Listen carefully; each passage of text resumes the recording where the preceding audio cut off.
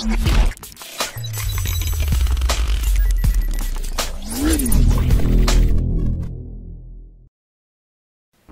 వివేకానంద భారతదేశం గర్వించదగ్గ ఆధ్యాత్మికవేత్తలలో ఈయన ఒక వ్యక్తి.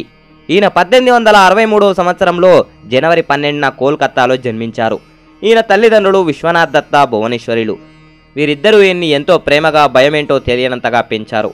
వివేకానందుని అసలు పేరు నరేంద్రనాథ్. నరేంద్రనాథ్ తల్లి ఆయనకు చిన్నప్పటి నుండే పురాణాల కథలైన రామాయణం, మహాభారతాల గురించి వివరిస్తూ ఉండేది. తల్లి చెప్పిన పురాణాల కథలు నరేంద్రనాథ్ని ఎంతో ప్రభావితం చేశాయి.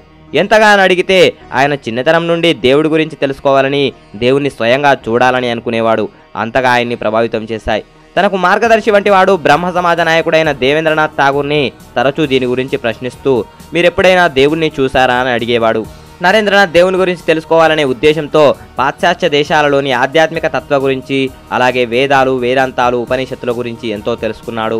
ఆయన కేవలం ఆధ్యాత్మిక రంగంలోనే కాకుండా సైన్స్, వైద్యశాస్త్రం, సంగీతం, కుండలి వంటి యోగా అనేక అంశాలతో ఎంతో జ్ఞానాన్ని సంపాదించుకున్నారు. నరేంద్రనాథ్ తన స్నేహితుని సహాయంతో రామకృష్ణ పరమహంసను తెలుసుకొని నరేంద్రనాథ్ తన 18వ ఏటని ఆయన్ని చూడాలనుకొని ఆయన దగ్గరికి 1881 సంవత్సరంలో వెళ్ళి రామకృష్ణ పరమహంసని చూశారు.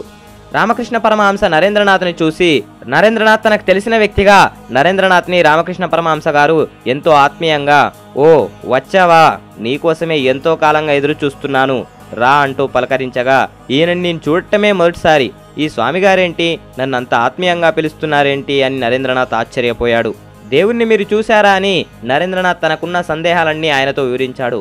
అవును చూశాను, నీవు నన్నెట్లా చూస్తున్నావో అంతే స్పష్టంగా నేను ఆయన్ని చూస్తున్నాను అని రామకృష్ణ పరమహంస గారు చెప్తున్నప్పటికీ రామకృష్ణ పరమహంస గారు ఉండే దక్షిణేశ్వర్ ప్రాంతంలోని పరిసరాలు బాగా నచ్చి వాటినే చూస్తూ పరమహంస గారు చెప్పే సమాధానాన్ని అంతగా పట్టించుకోలేదు. కానీ ఆయనకు పరమహంస గారి గుణాలు, దక్షిణేశ్వర్లోని ప్రాంతాలు బాగా నచ్చడంతో అప్పుడప్పుడు అక్కడికి వెళ్ళేవారు. తన తండ్రిని కోల్పోయిన కొన్ని రోజులకు నరేంద్రనాథ్ పరమహంస గారి దగ్గర సన్నిహితంగా మారారు. స్వామి, ఈ జీవితకాలంలో నాకు కావలసింది డబ్బు కాదు, మరేమీ కాదు అని చెప్తుండగానే, నాకు తెలిసిన ఆయన అంటూ పరమహంస గారు తన మృదువైన కాలిని నరేంద్రనాథ్కి తాకించగా దివ్యానుభూతికి లోనయ్యాను అంటూ నరేంద్రుడు వివరించాడు.